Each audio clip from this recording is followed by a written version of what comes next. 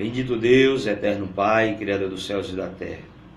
Em Tua presença, Senhor, nos encontramos nesta manhã de quarta-feira, para aqui, Senhor, ministrarmos a Tua palavra com responsabilidade, Senhor, com coragem, com a consciência, meu Deus, que o Senhor irá tocar nos corações através das mesmas.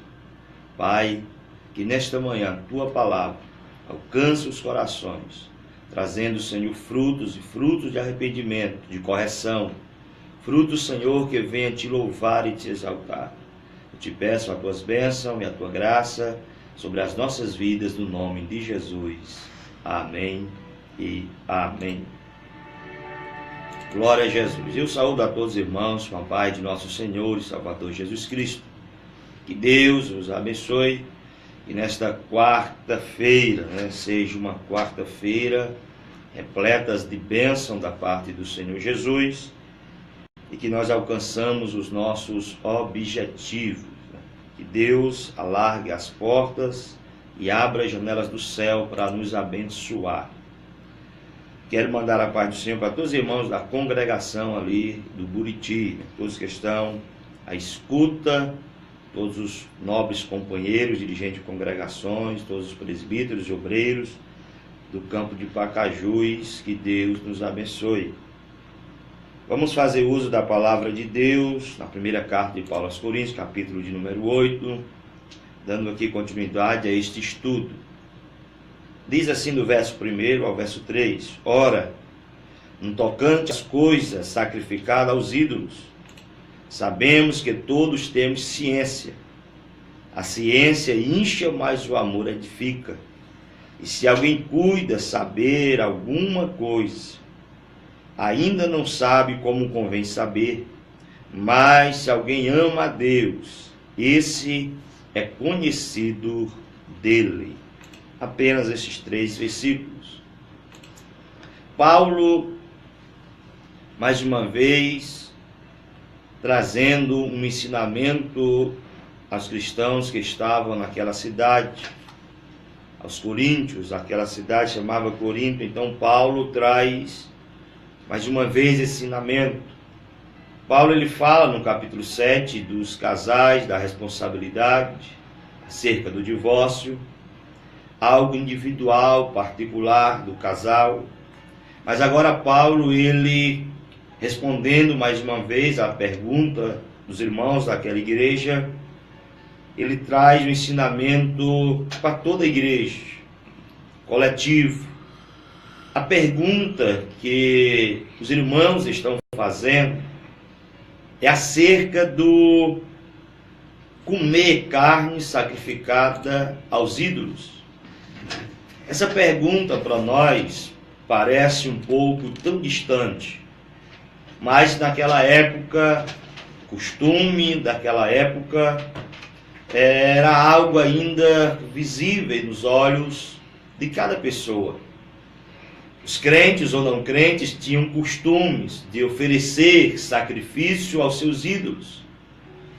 E esse sacrifício que era oferecido aos seus ídolos, ídolos verdadeiros como o nosso Deus, ou os ídolos imaginários como o que alguns acreditavam, eles ofereciam um tipo de carne, um animal. Este animal era emulado, era morto. E a carne era sacrificada, e essa carne era queimada. Mas não a toda a carne do animal seria queimada. Uma boa parte desta carne, ela voltava para a mesa do ofertante. Ele voltava para a mesa daquele que lhe oferecera. E neste momento, aquele que lhe oferecera, uma parte ficava com os sacerdotes, e era queimada, uma parte ficava com os sacerdotes, a outra parte voltava para o ofertante. E quando ele volta para o ofertante ele tem 2 opções a fazer com esta carne. A primeira opção é, ele pode comer exatamente naquele lugar, no templo, porque se ele oferecer o sacrifício, era em benefício da sua vida, era em benefício de alguma festividade familiar, uma bênção recebida, algo desse tipo. Ele poderia comer exatamente naquele lugar, ou ele poderia levar também para sua casa, na sua mesa, e comer exatamente na sua casa. Ou também tinha a terceira opção, que era pegar o resto desta carne e vender em um mercado, né? Vender às pessoas. A igreja de Corinto, ela estava confusa em relação ao tratamento desta carne, visto que na igreja, alguns irmãos antes de aceitar a Jesus, eles eram pagãos e faziam este tipo de sacrifício aos seus ídolos. Na época do Antigo Testamento de Israel também fazia o seu sacrifício exatamente a Deus. E uma parte da carne do sacrifício voltava para a mesa. Nós vemos isso em 1 Samuel, quando Eucana ia sacrificar junto com as suas esposas, e este alimento voltavam para as suas mesas, né? Então nós vemos também Samuel, depois de grande, já velho, ele subindo ao monte quando foi Saul procurar os animais do seu pai. Ele senta à mesa e ali o cozinheiro traz a melhor parte do sacrifício, a coxa do animal, era exatamente para o sacerdote. E naquele momento ele passa essa coxa para Saul, que estaria assumindo o reinado, sendo o primeiro rei de Israel. Então na Bíblia a gente vê muitos desses exemplos. Por sua vez, o sacerdote, como era também muita carne que ele recebia como sacrifício, ele poderia também vender esta carne em um mercado. Daí em diante abre-se a dúvida daqueles irmãos, porque eles praticavam esse tipo de sacrifício, de oferta, oferecendo isso aos ídolos. E eles comiam também desta comida aos ídolos. Mas como diz Paulo no verso 1, falando acerca das carnes sacrificadas aos ídolos, sabemos que todos nós temos a ciência, o conhecimento, a sabedoria. É isso que Paulo está dizendo. Paulo está aqui trazendo que a carne que é sacrificada aos ídolos, foi sacrificada aos ídolos. Mas Paulo também ele diz que nós temos a sabedoria. Eu acho interessante o que Paulo trata aqui, que a sabedoria dos cristãos, agora, que outra hora vivia no mundo, no pecado, e sacrificava os seus ídolos imaginários, Paulo lhe traz agora a responsabilidade para eles, dizendo que nós somos maduros, temos a consciência, somos cristãos, e que existe somente um Deus, existe só um único Deus, o único Senhor, que é Jesus Cristo, aquele que se lançou na cruz para nos dar vida e vida em abundância. Então todos os cristãos, ou a maioria dos cristãos, tinha essa consciência, essa sabedoria, que não existia entre eles outros ídolos. E o que eles praticavam ou faziam anteriormente de conhecer a Cristo, era algo particular deles, de sem ter conhecimento algum. Porque naquela época, na cultura em que a igreja de Corinto estava inserida, eles imaginavam que existia deuses, eles imaginavam que existia um Deus aqui na terra. Este Deus era representado pelas montanhas, pelos vales, pelas cachoeiras. Eles acreditavam que existia o Deus que habitava nos céus, que uma hora vinha sobre a terra. Existia Deus que habitava no centro da terra. Então existia variedade de deuses na mente dessas pessoas. Mas quando eles aceitaram a Cristo, logo eles passaram a perceber que tudo isso era fruto de uma imaginação fértil, e que não existia outros deuses de forma nenhuma. Então, se eles estão conscientes que não existia outros deuses em sua volta nos ares, ao não ser o Pai, o Filho e o Espírito Santo, apenas este Deus, a Trindade, o único Deus, que envolve o Pai, o Filho e o Espírito Santo, eles poderiam muito bem participar de qualquer momento como aquele, de comer qualquer carne que outrora fora sacrificada a um Deus invisível e imaginário. Então não havia pecado algum em comer a carne. eles poderiam ser, como crentes, ser convidados na casa de uma pessoa, onde essa pessoa estaria servindo uma carne que outra hora fora sacrificada a um ídolo. Eles poderiam participar de uma festa, que serviriam nessa festa uma carne que outra hora fosse sacrificada aos ídolos. Então Paulo ele não está dizendo que é proibido ou não comer esta carne, mas ele está trazendo a consciência aqui dos irmãos em pauta, para que eles possam saber que esta carne não fora sacrificada a nenhum ídolo, porque não existe. Não foi sacrificada a nenhum Deus, porque não existe um outro Deus. Então, se este Deus logo não existe, ele pode muito bem comer deste alimento, porque este Deus ele não tem o poder de andar, de se movimentar, de falar, e nem de amaldiçoar o alimento. Então a carne estaria livre e limpa de todo mal. Então a consciência do forte, que todos têm a consciência, a sabedoria, eles poderiam muito bem se alimentar, porque eles sabiam que não existia deuses. Então o alimento não foi oferecido a nenhum Deus, porque só existe um único Deus.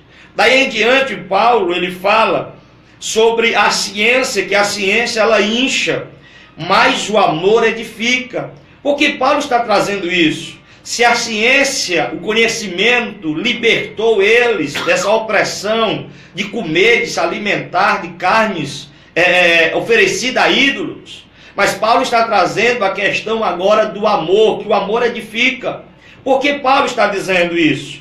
Porque se eu tenho um conhecimento de que a carne que eu como, ou que é vendida no mercado em uma festa, esta é oferecida a um Deus que não existe, logo existe dentro da igreja alguém que não tem a mesma capacidade que eu tenho, de ter este nível espiritual, de conhecimento espiritual, de que tudo aquilo que é oferecido aos deuses não são contaminados e não vão me contaminar. Mas Paulo está tratando do assunto daqueles que são mais fracos na fé, que têm menos conhecimento, e depende da ajuda e do apoio daqueles que são mais velhos na fé, que têm uma consciência, uma sabedoria, uma ciência mais elevada.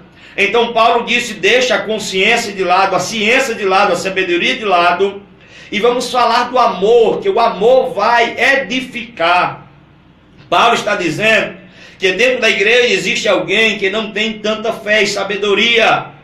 Então logo esta pessoa deve ser tratada por aquele que já tem um conhecimento maior, não com conhecimento, mas com amor, para que este irmão possa alcançar igualmente a mim, pela minha força, a coroa da vida, o arrebatamento da igreja, morar no céu, estar com Cristo, não deixando essa pessoa, que outra hora é fraca na fé, lá atrás.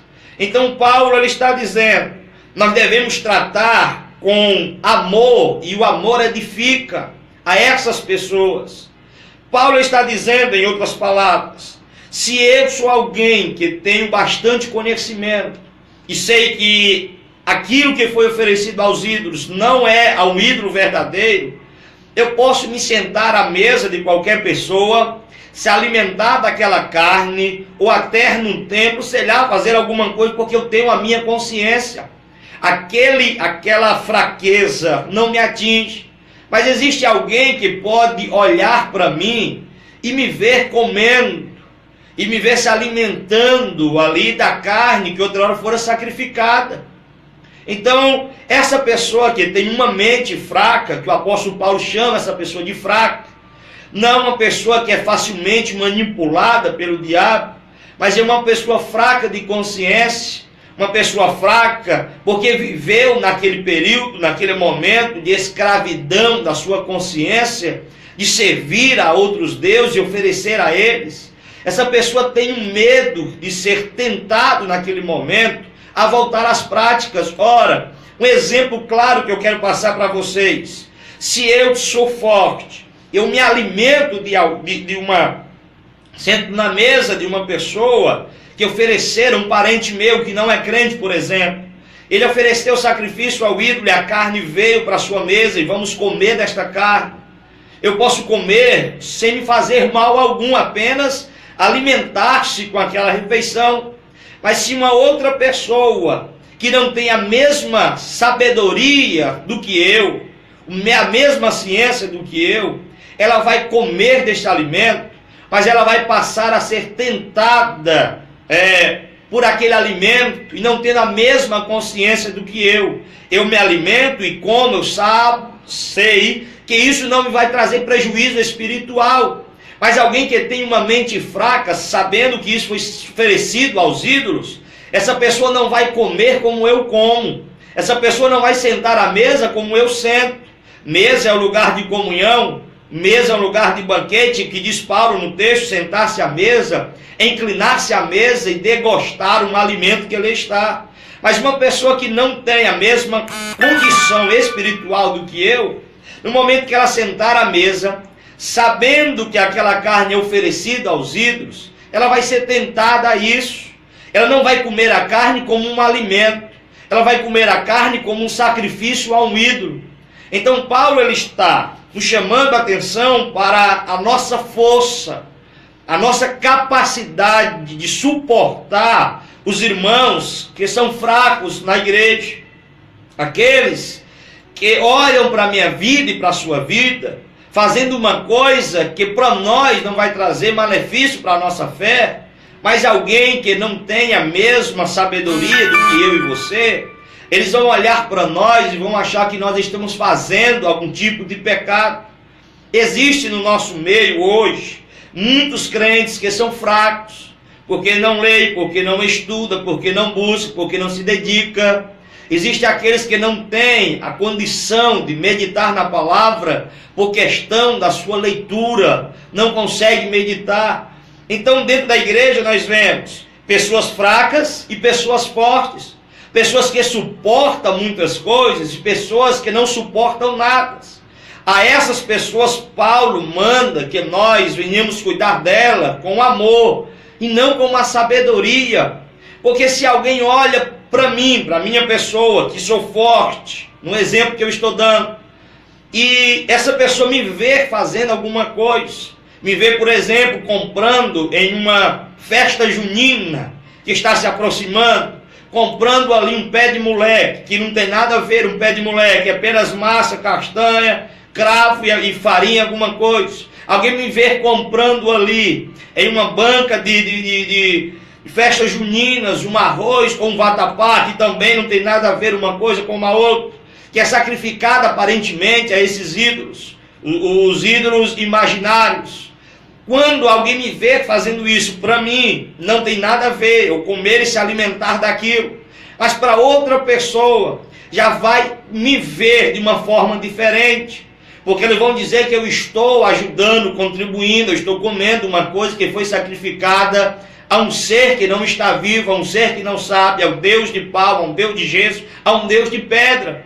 Isso os coríntios, eles imaginavam, que eles sabiam que o Deus que eles serviam, imaginários, e que faziam em forma de pedra, de pau, de outras coisas mais, eles acreditavam que existia um Deus, ou um espírito invisível que habitava dentro desse ser.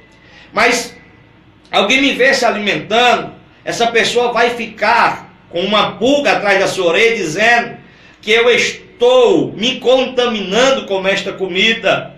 Mas se eu sei que esta comida não está sendo oferecida, e se está a um Deus, e este Deus não existe, esse Deus não tem poder de me abençoar e nem de me amaldiçoar. Logo esse irmão que é fraco e que me vira fazer isso, ele vai se escandalizar. Então chegamos num ponto onde Paulo quer tratar. Não é o forte, nem a consciência do forte, mas é a consciência do fraco. É a fraqueza daquele que está fraco e débil ainda na sua fé, que eu devo ter cuidado com ele. Paulo ele termina rapidamente aqui o capítulo de número 8, dizendo: se Cristo morreu por todos, pelos fortes e pelos fracos, por que eu sou forte? E também não arrisco um alimento. Eu não deixo de comer um alimento que vai prejudicar a fé daquele que é fraco. Por isso hoje nós estamos vivendo uma época, se Cristo morreu por todos, será que eu, como um cristão forte, não abriria mão das carnes, das coisas que são sacrificadas aos ídolos? Claro que sim. Se eu devo levar o meu irmão ao céu, conduzi-lo ele como alguém mais forte, levando alguém mais fraco, irmãos, eu devo sim abster-me de todas essas coisas que tira a paz, o amor e a fé do meu irmão que é fraco. Você talvez não esteja entendendo que eu estou tratando acerca de carne sacrificada aos ídolos. Mas deixa eu trazer aqui para os dias atuais. Quantas pessoas hoje não conseguem suportar de ver um cristão jogando futebol? Quantas pessoas não conseguem suportar ver um cristão andando de short no meio da rua? Quantas pessoas não conseguem suportar e outras coisas mais que chocam a sua fé? Então o que Paulo está dizendo?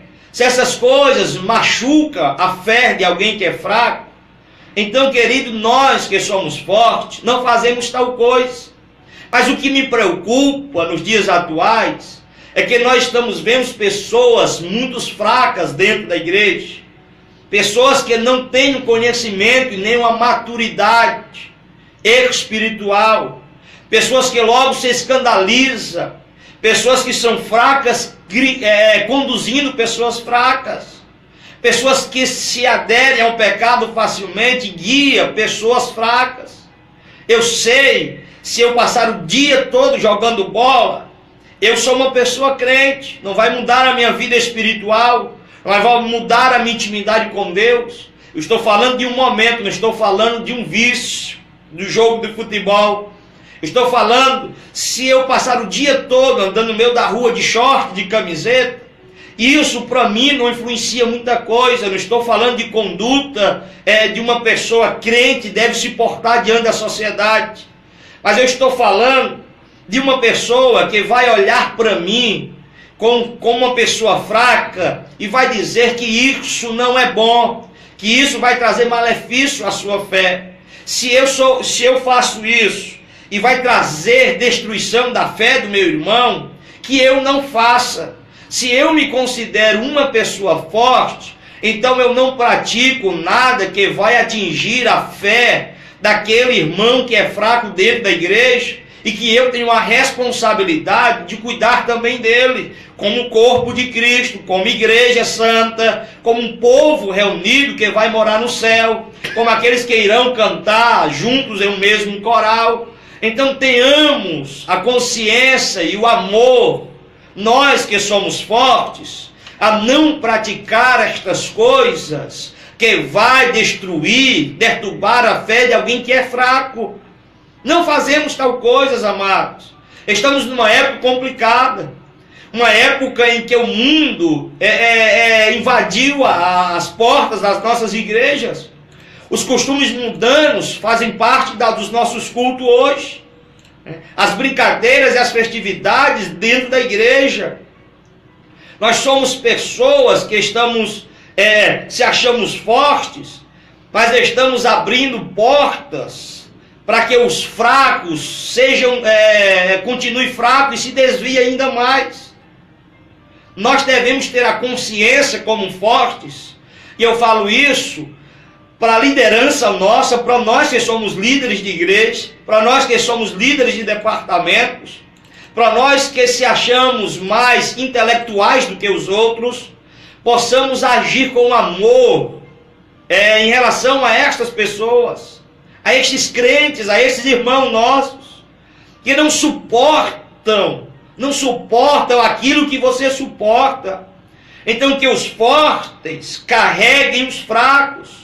Mas olha o que aqui Paulo diz, no verso 11, e aqui eu encerro: e pela tua ciência perecerá o irmão fraco, pelo qual Cristo morreu. Ora, pecando assim contra o irmão, e ferindo a sua fraca consciência, pecais contra Cristo.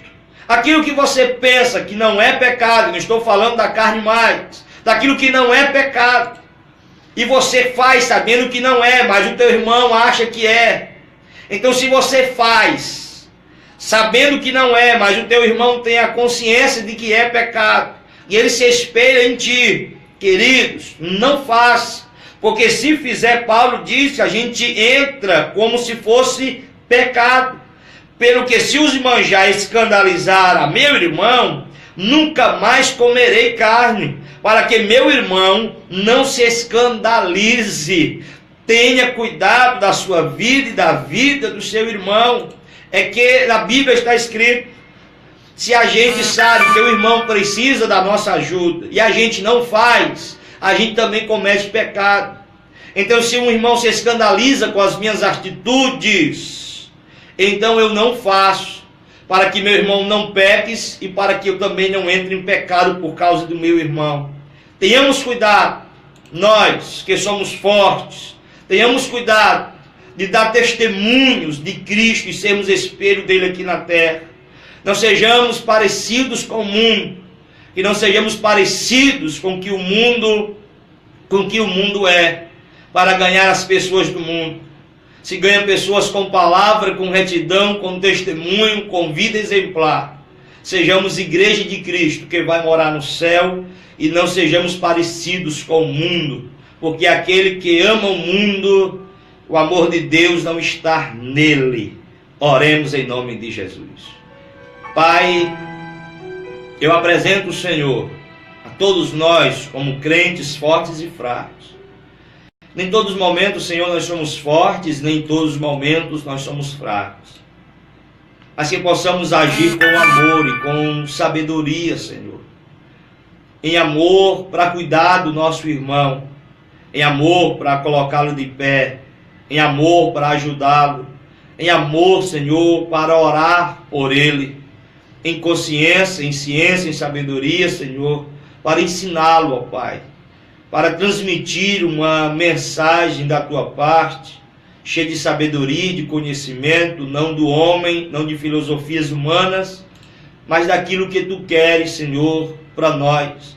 Que não sejamos, Senhor meu Deus, continuamente meninos no nosso conhecimento, mas que venhamos amadurecer e crescermos espiritualmente, para que possamos alcançar a estatura de um varão perfeito, ó Pai. Abre a nossa mente, abre o nosso coração, desperta, Senhor, a juventude, desperta os obreiros da tua casa, desperta a tua igreja, Senhor, a ter uma vida mais de dedicação e amor e sabedoria, Senhor, para o teu reino, para que ele possa crescer, Senhor. Pai, fica conosco, é o que eu te peço, te agradeço, amém e amém, em nome de Jesus.